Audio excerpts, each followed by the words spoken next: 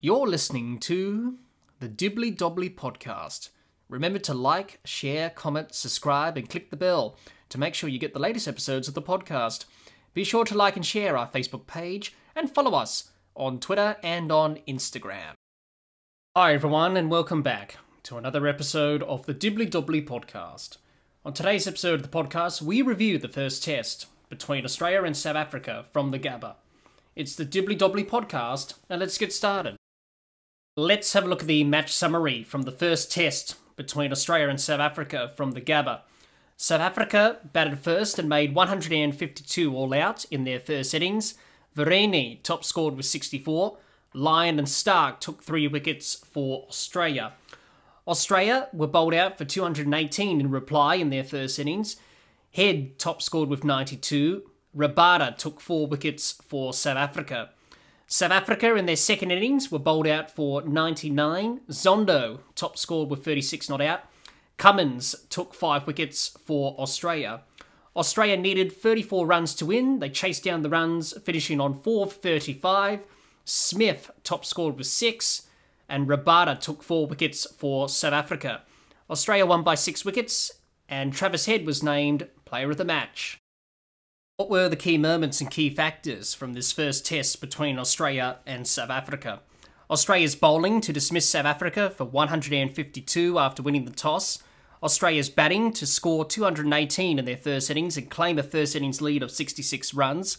Plus the partnership between Head and Smith of 117 for the 4th wicket helped Australia out of trouble after they were 3 for 27 inside 9.2 overs. South Africa's bowling to dismiss Australia for 218, only conceding a first innings lead of 66 runs. Australia's bowling to dismiss South Africa for just 99 in their second innings, which saw South Africa set Australia only 34 runs to win. Australia were able to chase down the 34 runs for victory to win by 6 wickets and lead the series 1-0. Those were the key moments and key factors from this first test at the Gabba. Let's have a look at both teams' performances in this first test at the Gabba with both bat and ball. We'll start with Australia and their batters. Warner 0 and 3, Khawaja 11 and 2, Labuschagne 11 and 5 not out, Smith 36 and 6, Head 92 and 0, Green 18 and 0 not out, and Carey 22 not out. And that's how the Australian batters went about things here in this first test match at the Gabba. Australia's batting struggled on a green top surface at the Gabba, and in fact both teams' batters struggled really on this surface at the Gabba. It wasn't easy for batting. Let's talk about Australia's first innings performance and how they went about things in the first innings. Australia did well to score 218 inside 50.3 overs. On this surface, which tested their batters on this very difficult surface at the Gabba, Australia had an early collapse and were in trouble at 3 for 27 early on in their innings, inside 9.2 overs. No surprise given how the surface was playing and how the ball was moving and seaming off the pitch. But the key partnership for the entire match between Travis Head and Steve Smith rescued Australia from troubled waters to much clearer waters, adding 117 for the 4th wicket, the only 100-run partnership for the test match. Also a key innings from Travis Head, who scored 92 off 96 balls, the only batter who looked at ease on this Gabba surface. His innings and the partnership he had with Smith was able to get Australia to that 218 score and get a key first innings lead of 66 runs, which really helped Australia in this test match, as they bowled South Africa out for 99 in the second innings, and South Africa were only able to set a target of 34 runs for Australia to win. So that's how Australia went about things in the first innings. Let's talk about the second innings batting performance from Australia. And Australia needed to chase down 34 runs to win. It was always going to be a tricky run chase. Whenever you chase any low scores, any low targets, I should say, in the 4th innings, it's always going to be a very tricky run chase to try and get those runs. But Australia should do enough to get the job done. In the end, they did, but it wasn't easy. Australia on the ropes in the run chase. They lost 4 for 24 inside 6.4 overs. Kagiso Rabada was the main culprit, taking all 4 wickets and was bowling rapid, and he was bowling pretty quick. So was his partner in crime, Anrich Nortje, who was bowling fast as well. And those two really tested the Australian batters in the second innings and not really giving anything to the Australian batters and making the Australian batters work hard for the second innings runs. But thanks to Rabada and Nortje bowling high bounces that sailed over the wicketkeeper's head for 5 wides, Australia, with the help from the underrated player in the side, Extras, who top scored with 19, got Australia over the line to win by 6 wickets and claim a 1-0 series lead. So that's how Australia went about things in the first innings and second innings with their batting performance. Australia definitely tested with their batters on this surface. Not an easy surface to bat on here at the Gabba. Green surface, a lot of grass on the surface. Very difficult to get in and get set. As I mentioned before, Travis Head, the only one who really looked comfortable. And by far, he was probably the best Australian batter in this whole test match. And the other batters pretty much struggled. Same on the South African side as well. It wasn't easy for batting this pitch here at the Gabba. But Australia did enough to get over the line and win this test match by 6 wickets. Let's talk about Travis Head. Cut above the rest of the Australian and South African batters in this test match. I thought he counter-attacked pretty well. I think that was the way to go about things on this pitch. If you just sat there and defended and not really being aggressive or playing with a positive mindset, you were going to have a ball with your name on it. And what Travis Head does so well is he comes in and counter-attacks. And he certainly did that. 92 of 96, that's a pretty good strike rate. Almost a run a ball. And he's been doing this for the rest of the summer now, Travis Head, where he comes in at number 5 and counter-attacks. He played the crucial innings of this whole test match for Australia. It was an important innings. But in the context of the test match, in a low-scoring affair here at the Gabba, his innings was the crucial innings of this test match, which helped Australia get a first innings lead of 66 runs in a low-scoring match. He's in good touch. He's in good form. He deserved a century, but he batted well. Second 90 for him in the summer. Obviously, he got out for 99 in Perth. Got out for 92 here at the Gabba. Also had a key partnership with Steve Smith, 117 for the 4th wicket. So definitely Travis Head deserves to be player of the match. His innings, his contribution was so important for Australia. And I think Australia, they should be thanking Travis Head and saying, well done. Without your innings, Australia probably would have been chasing a score of probably 100 plus or more in the last innings. That's if South Africa got it together with the bat. It would have been a very tricky run chase. Let's talk about David Warner. Under pressure again. More pressure mounting on David Warner. Low scores in this test match. He got out for a duck in the first innings. Golden duck. A short ball from Kahisa Rabada that surprised him first ball of the innings. And he got out for 3 in the second innings. So David Warner definitely under pressure. He's one of the Australian batters that are under pressure at the moment. Going into the next test in Melbourne, it's going to be his 100th test match. Can he produce something special in his 100th test on Boxing Day? We shall see, but he's definitely under pressure, David Warner. Cameron Green, I thought he looked better in this test match, Cameron Green. 18 of 19, I thought he looked better than he looked in the second test match against the West Indies in Adelaide.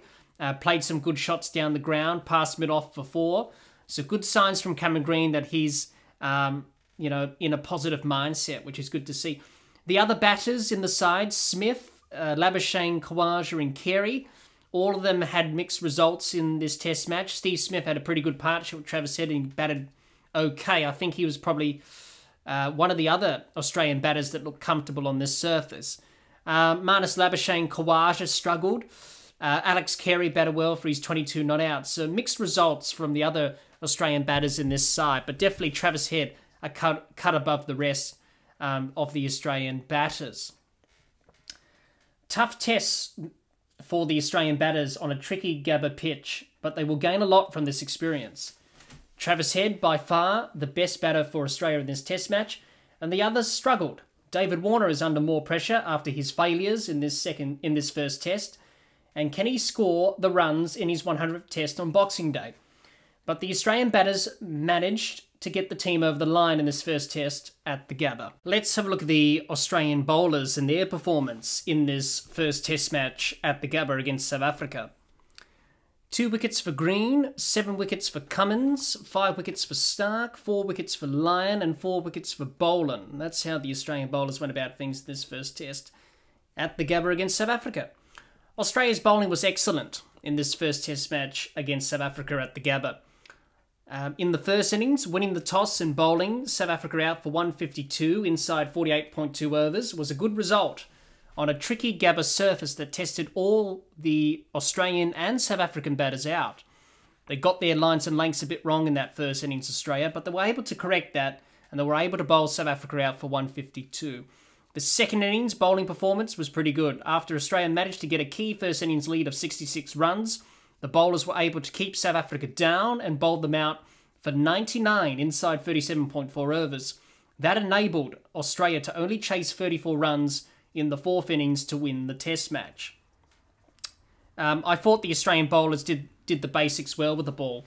They bowled good lines and lengths, applied the pressure onto the South African batters throughout the 2 innings. They bowled dot balls to build pressure, took wickets at regular intervals. They bowled dot balls and maidens, executed their plans and skills with the ball, bowled consistent line and length, bowled well to the conditions. It was a green surface, green top here at the Gabba. The Australian bowlers were able to adjust their lines and lengths and bowl well to the conditions. All the Australian bowlers did their job. It was relentless pressure from the Australian bowlers in both innings of this bowling performance in this test match against South Africa. And it was a pretty good bowling performance. And what more could you ask for from a very quality attack? Cummins, Stark, Lyon and Boland. Obviously, Josh Hazlewood missing out this first test match, but a quality attack. And of course, if you're going to put this Australian attack on a green top at the Gabba, of course they're going to take wickets and they're going to be a handful. And for South Africa, they weren't up to the task and they struggled, and the Australian bowlers prevailed. Let's talk about the Australian skipper, Pat Cummins. He was a bit rusty in this test match, Pat Cummins. In the first innings, he was a bit rusty. He wasn't quite himself. And that's understandable after missing the second test against the West Indies due to a quad injury. This test match against South Africa, just coming back into it, getting back and trying to find that rhythm with the ball. I thought he bowled well. The second innings was a brilliant bowling performance from Pat Cummins. 5 for 42, another 5-wicket haul against the South Africans. As we remember, when Pat Cummins debuted as an 18-year-old in 2011 in South Africa, he got a 5-for on debut. So for Pat Cummins, it's another 5-for for him against South Africa in test matches. And he bowled extremely well, the skipper, leading from the front. Let's talk about Mitchell Stark. What can we say about Mitchell Stark? Brilliant performance from him. He got the ball to swing. He was challenging the South African batters with that swing and pace. And a special moment for Mitchell Stark as well, bringing up his 300th test match wicket. And that was the wicket that he bowled to Rassie van der Dussen, the one that just swung back and bowled van der Dussen all ends up in the second innings to bring up 300 test wickets for Mitchell Stark. Classic Mitchell Stark dismissal, bowling left arm over the wickets, swinging the ball back into the right-hander from that angle. Classic Mitchell Stark, and no better way for Mitchell Stark to pick up 300 test wickets in that fashion. The 7th Australian bowler to reach 300 test wickets. Obviously, the others to do that: Shane Warne, Glenn McGrath, Nathan Lyon, Dennis Lilly, and Brett Lee and Mitchell Johnson, and now Mitchell Stark joins that list. It's a fitting way for Mitchell Stark to pick up 300 test wickets at the Gabba, because if people remember, Mitchell Stark made his test debut at the Gabba against New Zealand back in 2011-12, and that's where he picked up his first test wicket, and no better way to pick up your 300th test wicket at the same venue that you made your test debut all those years ago. So Mitchell Stark had a pretty good test match. Nathan Lyon and Scott Boland, pretty good test matches from them. Nathan Lyon was able to contribute. Scott Boland, he just keeps doing it, Scott. He keeps picking up wickets in his first over. In this test match alone, he picked up 2 wickets in his first over again. He keeps doing it, Scott. A wonderful bowler he is, Scott Boland. So all the Australian bowlers did well. There's nothing more to say. We're running out of superlatives to describe this Australian attack because they're just so good. And they bowled extremely well here at the Gabba. Excellent test match from the Australian bowlers. They used the bowler-friendly conditions at the Gabba to their advantage. They tested the South African batters every single ball of this test, and they will be hard to stop for the remainder of this test series. And the South African batters will know that they are in a contest against the Australian bowlers. Let's have a look at South Africa's team performance with both bat and ball in this first test at the Gabba. We'll start with their batters: Elgar 3-3, Irvi 10-2, Van der Dussen 5-0, Bavuma 38-29, Zondo 0-36 not out, and Verene 64-0. That's how the South African batters went about things in this first test against Australia at the Gabba. We knew before this test series began that South Africa's inexperienced test batting lineup will struggle against the Australian fast bowlers and quality attack, and they did on a bowler-friendly surface at the Gabba. They struggled a lot, and they were tested every single ball of the two innings in this test match, the South African batters. Let's talk about the first innings. They were bowled out for 152 inside 48.2 overs. Wasn't a good start to the first innings of the series. They struggled on a bowler-friendly surface here at the Gabba, in deep trouble early at 4 for 27 inside 11 overs. Looked like South Africa were going to get bowled out for under 100, and that looked likely given how the Gabba wicket was playing. But wicketkeeper Kyle Verene provided a good counter-attack, scored 64 of 96 deliveries, and looked at ease at the crease, unlike his fellow South African batters. He also had a key partnership with Temba Bavuma. The pair added 98 for the fifth wicket. That allowed South Africa, to post 152 in the first innings. It was a score that they can bowl to, and with their world-class bowling attack, they could do some damage on a bowler-friendly surface here at the Gabba. So the first innings, a bit underwhelming, 152 not out. Not a great score, but at that stage, South Africa would have backed themselves to do some damage with the ball, given their quality bowling attack, as we mentioned, in the first innings when Australia batted on this surface. Let's talk about the second innings. After bowling Australia out for 218, South Africa conceded a first innings lead of 66 runs. It was always going to be difficult, and a difficult task for the South African batters, to get past that 66-run lead and get a good enough lead to put Australia under pressure in the fourth innings. Batting was tough on this surface at the Gabba, and with some good batting from South Africa, they could get a lead of over 100 runs and put Australia under pressure to chase in the fourth innings. But, unfortunately for South Africa, they didn't do that. All out for 99 inside 37.4 overs, their lowest test score in Australia since 1930-31. And in that series in 1930-31, they were bowled out for scores of 30, 36 and 45 at the MCG. So, not a very good second innings batting performance from the South African team. They were able to make Australia bat again, but Australia only needed 34 runs to win. Not enough to put Australia under pressure. In the second innings, they had some good partnerships from Zondo and Bavuma, 42 for the fourth wicket, and Zondo and Ngidi, 30 for the 10th wicket, helped South Africa out in some way, but wasn't enough to make any significant contributions towards the batting effort. So, across the two innings, South Africa very disappointing with their batting. No surprise, green pitch at the Gabba, up against Cummins Stark and Scott Boland and Nathan Lyon and Cameron Green. They struggled. And we saw those troubles and challenges that they had in this test match, South Africa. We all saw that they were exposed with their techniques, and they really struggled. And that's going to be the common theme throughout this series. And it's a bit of a taste of what's expected to come in the next test in Melbourne and probably in Sydney as well, that the South African batters will struggle against the Australian quicks. It was no surprise going into this series. Now, there were some positives from the South African batting lineup. I tend to look at the positives a little bit. Let's talk about Kyle Verene, the wicketkeeper. Good counter-attacking from the wicketkeeper batter. 64 of 96 deliveries in the first innings. His partnership with Bavuma in the first innings was key for South Africa. So I thought he played well. I thought he was probably the best batter that South Africa had in this test match. Let's talk about Temba Bavuma. He batted well, 38 and 29, good contributions. He's been in a bit of form problems, Bavuma. He's been out of form, as we know, in the limited overs stuff for South Africa, being captain. He's out of form, not really scoring runs. But in the test arena, the first test of this series, he was able to get the job done and score some runs and really grind it out for his team on a very difficult surface here at the Gabba. So I thought he batted okay. And Kakaya Sondo, the youngster, he batted quite well in this test match, I should say. He batted well in the second innings, 36 not out. In the first innings, got out LBW to Boland for a duck. That wasn't a great start for him. But in the second innings, 36 not out. Everyone was collapsing. South Africa were bowled out for 99. He remained the only batter to not be dismissed in the second innings. And he held the innings pretty much together, really.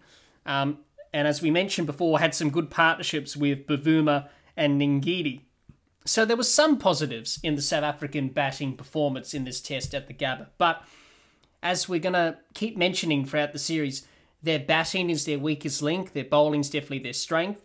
So the batters will have to look at this, and it's going to be very hard for them to try and improve and get better as a batting group, because they just don't have the ability to really match it with Australia on these sort of surfaces in this series. So definitely the South African batters will be tested for the remainder of the series.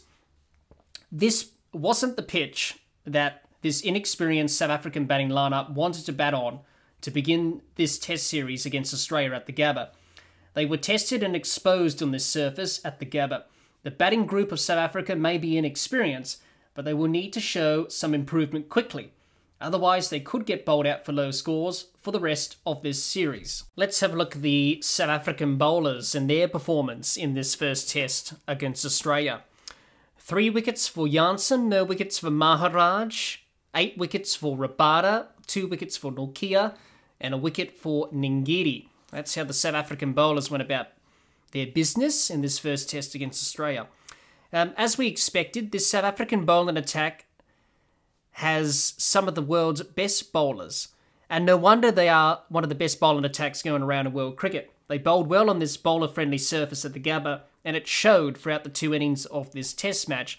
Let's talk about the first innings. Did well to bowl Australia out for 218 inside 50.3 overs. Only conceding the first innings lead of 66 runs was a good result. At least it wasn't a 100-run lead, given that the Gabba wicket was tricky to bat on and very difficult for all the batters.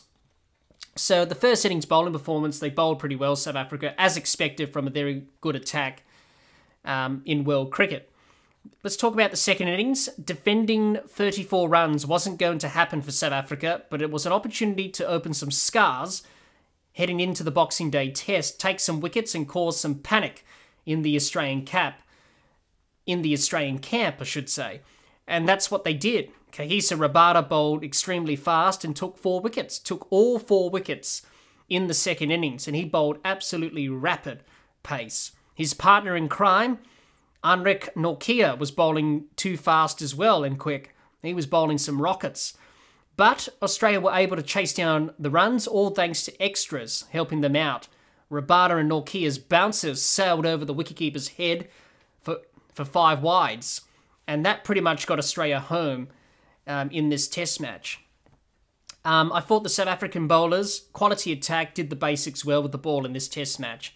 And both bowling attacks, Australia and South Africa, did the basics well. But South Africa did the basics well. They bowled good lines and lengths, applied the pressure onto the Australian batters throughout the 2 innings, bowled dot balls to build pressure, took wickets at regular intervals, bowled dot balls and maidens, executed their plans and skills with the ball, bowled consistent line length, bowled well to the conditions, given that the pitch here at the Gabba was very conducive for bowlers.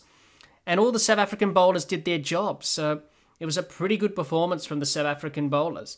Just one area to work on, I think, for the South African bowlers. I think they lacked a little bit of intensity, especially in the first innings. Kahisa Rabada didn't quite look like himself in the first innings. He was lacking that intensity.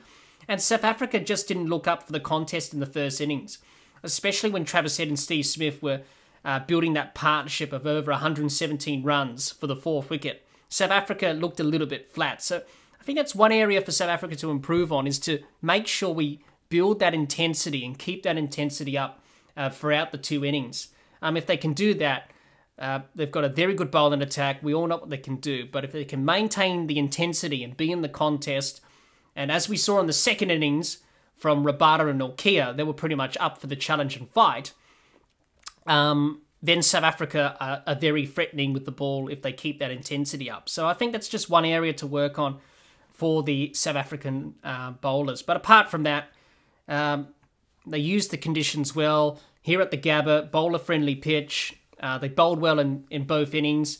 Definitely going to cause problems and challenges for the Australian batters for the remainder of this Test series. It was a quality bowling performance from the South African bowlers, showing us why they are one of world cricket's best bowling attacks. Just like their Australian counterparts, they were able to cause damage and mayhem in this first Test. What they have done is that they have sown some seeds of doubt into the Australian batters' minds ahead of the Boxing Day Test and for the remainder of the series. They can take that as a psychological win. Let's preview the 2nd Test of the series between Australia and South Africa from the MCG. Talk about the potential 11s for both teams and who's going to win this 2nd Test. Let's have a look at the head-to-head record in Test matches between Australia and South Africa at the MCG. The first Test match played between the 2 countries here at the MCG was back in 1910. 12 matches, 2 of them have been draws. Australia won 7 of those games. South Africa won 3 of those games. Let's talk about Australia's potential 11 for the 2nd Test match. And Australia have a bit of a selection conundrum, whether or not Scott Boland or Josh Hazlewood plays.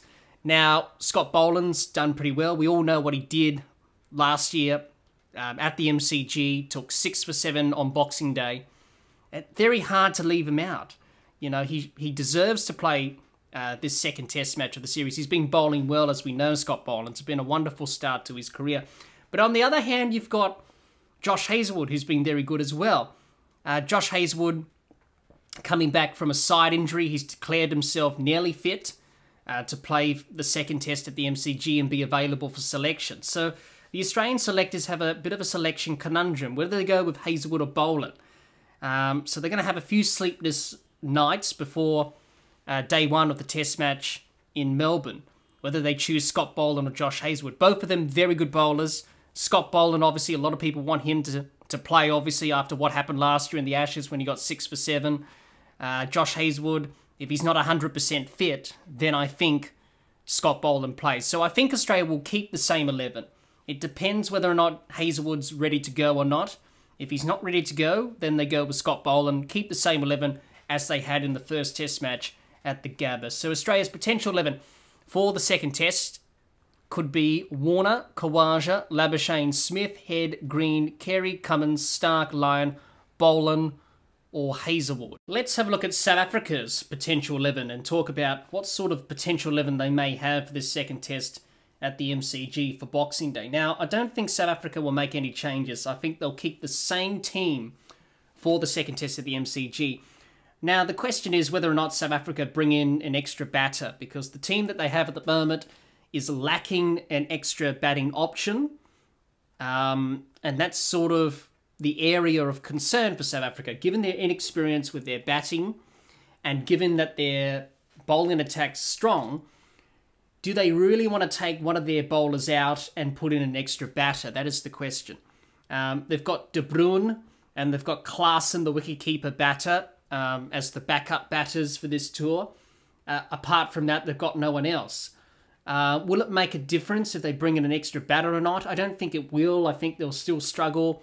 It's quite an inexperienced lineup. We saw in the first Test at the Gabba, they got exposed with their techniques and they were under severe pressure by the Australian quicks. So I don't think it will make either difference whether or not they bring in De Bruin or Klaasen for an extra batter in terms of that option. I think they would like to keep their bowling attack intact of Janssen, Rabada, Nortje and Ngidi especially. All of those can bowl pace. And what we saw at the Gabba, they were bowling pretty well. They were bowling good pace. So I don't think they want to get one of their bowlers out because their bowling's their strongest asset in this team. It's the batting that is a concern. So I think they'll keep the same 11, South Africa. I don't think they'll want to change anything. I think this is the best 11 they've got on the park for this series. So their potential 11 for the second test could be Elgar, Irvi, Van der Dussen, Bavuma, Sondo, Verene, Janssen, Maharaj, Rabada, Norkia, and Ngidi. Who's going to win this second test at the MCG? Boxing Day. Always an exciting test match on the Australian calendar. Can't wait for another Boxing Day test, and I'm sure everyone in Australia and probably everyone around the world will be excited for another Boxing Day test. Always a great test match on the Australian calendar. South Africa, for them, it's going to be a very special occasion for them. It's their first Boxing Day test since 2008-9 when they won by 9 wickets. I think everyone remembers that test match well. Dale Steyn took 5 for 87, scored 76, had a good partnership with JP Duminy, who scored 166. And the partnership that Steyn and Duminy put on was 175 for the 6th wicket. I think many people would remember that. Also remembering Michael Hussey dropping that absolute sitter of a catch. I can still picture it in my mind. Hussey underneath that high ball at the MCG. Didn't have a clue where the ball was. Lost it in the sun and absolutely made a meal of the catch. So for South Africa, they would like to do well in this Boxing Day test. They don't play many Boxing Day test matches, certainly here in Australia, given how long they've between tours and that. So I think they'll want to do well, but they're going to be under pressure. We saw in the first test of the Gabba, their batting was definitely their biggest letdown. Inexperience. They just don't have the firepower to compete with Australia in terms of their batting side of things. They have the bowling attack. Very good performance from the bowlers in the last test, but they can't keep relying on the bowlers to get them out of jams and get them out of trouble. You need the batters contributing. And at the moment for South Africa, that's not happening. Australia, on the other hand, pretty strong batting lineup, pretty strong bowling attack. They've got extra motivation coming into this test at the MCG. They want to win for Shane Warne. This test match is going to be dedicated to him, paying tribute to the late, great Shane Warne. The MCG was his coliseum, his backyard, his theatre, so to speak, because Warney produced many great moments on Boxing Day over the years, as we all remember. So Australia will be extra motivated because of that and will want to win the test match in his honour. And I think Australia should win the test match. To me, they're by far the strongest side. And we saw that in the first test with the batting. The biggest difference in that test match was the batting side of things. Australia had the strongest batting lineup, and they were able to do enough. Yes, Australia did struggle with the bat in the first test, but they were able to do enough than the South African batters to win that test match. So I think Australia should win this test, this second test at the MCG, and should wrap up the series. Now, the MCG pitch will be in the spotlight after what happened at the Gabba, last year's Ashes test, where Scott Boland took 6 for 7. Australia won by an innings of 14 runs. England were bowled out for 68 inside 27.4 overs. And that test match finished on the morning of day 3. So it will be interesting to see what pitch the curator at the MCG produces, unlike the pitch at the Gabba. He's going to be under fire. He's going to be scrutinised. He's going to be criticised if the pitch at the MCG is probably the similar one as we saw at the Gabba. So all eyes will be on the pitch at the MCG. I think, to be honest, I think the pitch at the MCG will probably be the same as it was for the Ashes test last year. You're going to have a bit of grass on it. It's going to move around, seam around a bit. I don't think it's going to be dramatic as we saw at the Gabba in the first test, but I think it's going to be the same as it was in the last test last year in the Ashes when England came out and got rolled for 68. But let's hope we have a good contest between bat and ball. Both batting sides will be tested again, given that we've got 2 quality bowling attacks in this series. So, just to wrap up, I think Australia should win this test match and should probably wrap up the series on Boxing Day. We shall see what happens. What can we expect from both teams from the second test at the MCG? Both teams will be excited to play in a Boxing Day test and will want to put in a good performance on Boxing Day. For South Africa, it's their first Boxing Day test since 2008-9, so the current day players will want to do well on this special occasion on the Australian cricket calendar. Both teams' batters will be determined to put in a better performance for this second test. unlike in the first test at the Gabba on a tricky surface.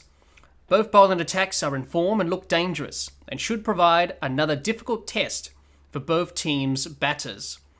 Boxing Day is always a special test match, but this year's test will be extra special, as we pay tribute to the late great Shane Warne, and no doubt the Australian team will want to win this test in his honour. What an unbelievable test match we saw at the Gabba, a test which ended quickly inside 2 days, but it provided some exciting cricket. It's the first test match in Australia since 1930-31, when Australia played the West Indies at the MCG, that a test in Australia ended in 2 days. No doubt the pitch and the curator at the Gabba will come under fire, but apart from the test lasting 2 days, I think most of us will agree that it was exciting, enthralling test cricket. Well, that's all the time we have for this episode. Be sure to subscribe and click the bell to get the latest episodes of the podcast, and like and share our Facebook page, and follow us on Twitter and on Instagram. Until next time, keep safe, and bye for now.